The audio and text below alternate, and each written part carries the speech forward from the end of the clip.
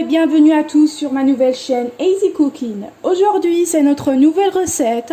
Je vous propose de réaliser ensemble un velouté de légumes.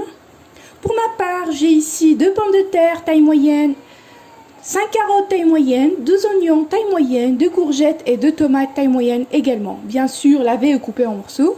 Au niveau épices, j'ai 2 petites cuillères de gingembre, 2 petites cuillères de curcuma, une bonne cuillère de mélange marocain Ducros, mélange malin.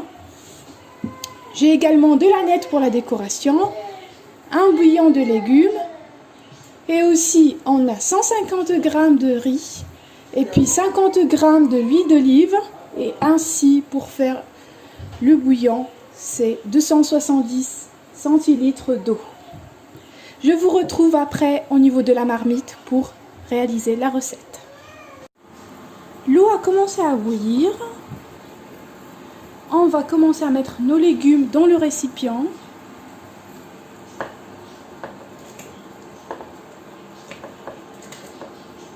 On met tout bien sûr. Hop, tout, sans hésiter. Hop. Voilà. Après, on va mettre nos épices. On met tout aussi en même temps. Hop. Et puis on mélange le tout délicatement.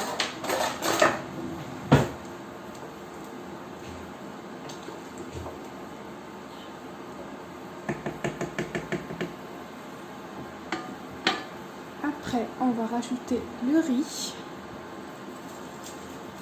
que j'ai lavé bien sûr.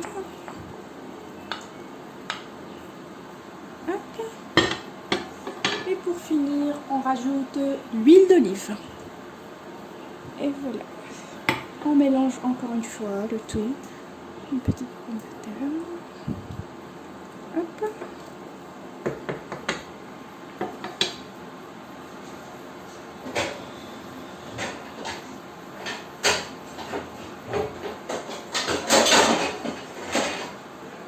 On recouvre notre préparation et puis on se retrouve après 15 minutes. Après 20 minutes plus précisément, on va rajouter le bouillon de poulet, comme ça, on va effriter entre les doigts. Hop. Et on va laisser mijoter encore pour 5 petites minutes.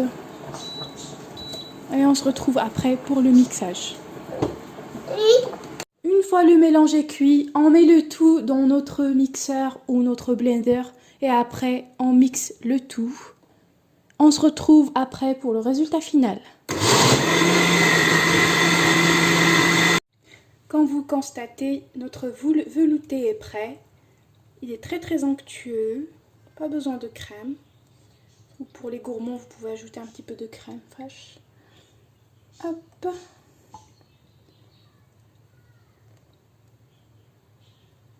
Et voilà, notre velouté de légumes est prêt à être dégusté. N'hésitez pas à essayer la recette chez vous et puis me laisser un petit commentaire en bas.